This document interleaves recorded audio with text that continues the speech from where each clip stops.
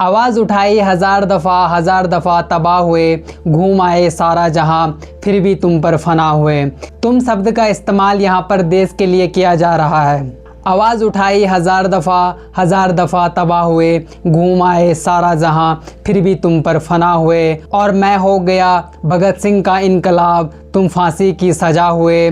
खुदा ढूंढते हैं मंदिर मस्जिद मज़ारों में, खुदा तो बसता है एतिहाद के नज़ारों में। और कहने को तो है शिक्षा की अहमियत बहुत, लेकिन बच्चे हो रहे हैं नीलाम भ्रष्टाचार के बाज़ारों में। और जज्बातों की है कमी यहाँ, बस इंसानों की आबादी है। जज्बातों की है कमी यहाँ, बस इंसानों की आबादी है। मज़हब की है जीत यहाँ और मुल्क की बर्बादी है। और मुझे क्या खौफ होगा सियासत का, हुक्मरानों का, धर्म के रखवालों का।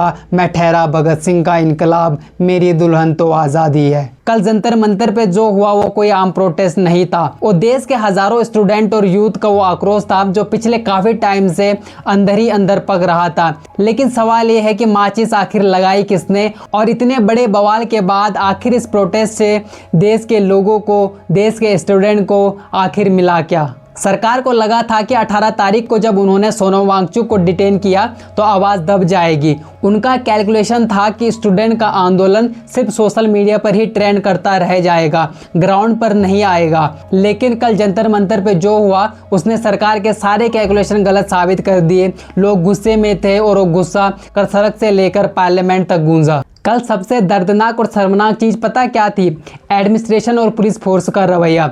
हजारों स्टूडेंट के लिए उनके लाइफ का सबसे पहला प्रोटेस्ट था। वो कोई क्रिमिनल नहीं थे, वो कोई टेररिस्ट नहीं थे, वो बुक्स लेकर वहाँ पहुँचे थे। लेकिन उन्हें क्या मिला? डायरेक्ट लाठीचार्ज और टीयर गैस के गोले।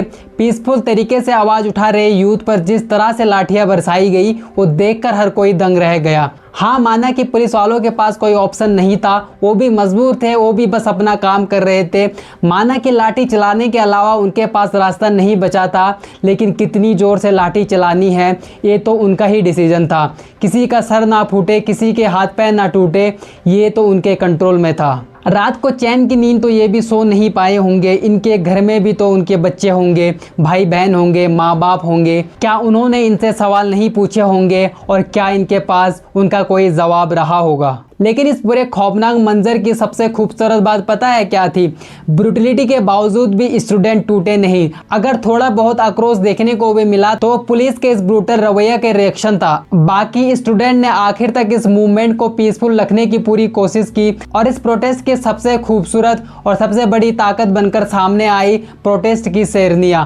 हजारों लड़कियों ने फ्रंट लाइन पर आकर इस प्रोटेस्ट को लीड किया। उन्होंने लाठियां सही, टीयर गैस का धुआं सहा, लेकिन पीछे नहीं हटी। इस प्रोटेस्ट में जिस्म पर जो जख्म मिले हैं वो तो वक्त के साथ भर ही जाएंगे, लेकिन जो जख्म कल इस सिस्टम ने देश को दिए हैं वो शायद कभी नहीं भरेंगे। अब आते हैं सबसे मेन सवाल पर, इस प्रोटेस्ट से आखिर हासिल क्या हुआ? अगर आप टेक्निकल टर्म्स में देखें तो क्या धर्मेंद्र प्रधान ने इस्तीफा दे दिया? नहीं। क्या ओवरनाइट पूरा एजुकेशन सिस्टम बदल गया? नहीं। लेकिन अगर आप सोच रहे हो कि ये प्रोटेस्ट बेकार गया तो आप बहुत बड़ी भूल कर रहे हो। कल पुलिस की एक लाठी ने सिर्फ एक स्टूडेंट को नहीं मारा, उस एक लाठी की चोट ने चारों ओर यूथ को नींद से जगा दिया। इस प्रोटेस्ट ने सरकार का वो मास्क उतार दिया है जो ट्रांसपेरेंसी और यूथ डेवलपमेंट के नाम पर पहनते थे। इस प्रोटेस्ट का मुद्दा जरूर नीट पेपर लीक और एजुकेशन रिफॉर्म से शुरू हुआ था, लेकिन कर सड़कों पर दिखा कि प्रॉब्लम सिर्फ एक एग्जाम की नहीं है।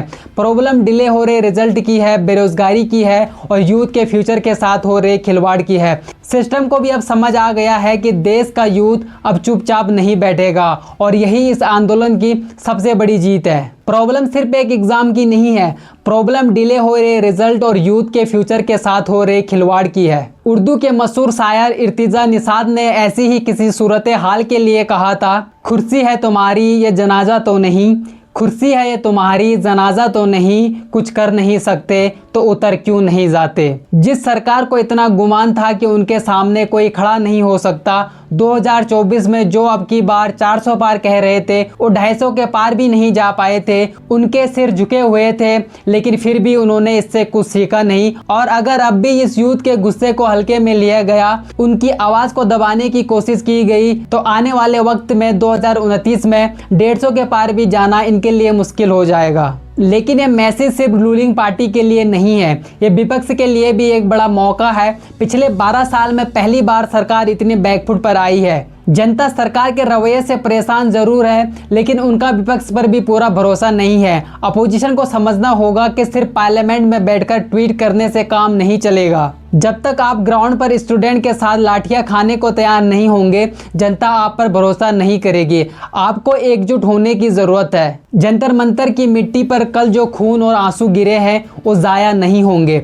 सिस्टम भले ही सोच रहा हो कि उन्होंने लाठीचार्ज करके क्राउड को हटा दिया, मैनेज कर दिया, लेकिन उन्होंने आग को और हवा देने का काम किया है। कल जो पुलिस की लाठियां चली है उनका जवाब अगले चुनाव में वोट के जरिए मिलेगा, क्योंकि देश का यूथ इसे इतनी आसानी से भूलने वाला नहीं है। आपका इस पूरे जंतर मंतर मार्च पर क्या स्टैंड है? क्या आपको लगता है कि यूथ का ये गुस्सा बदलाव लाएगा? अपनी राय नीचे कमेंट बॉक्स में जरूर लिखें और इस वीडियो को हर उस स्टूडेंट तक शेयर करें जो अपने हक की लड़ाई लड़ रहा है।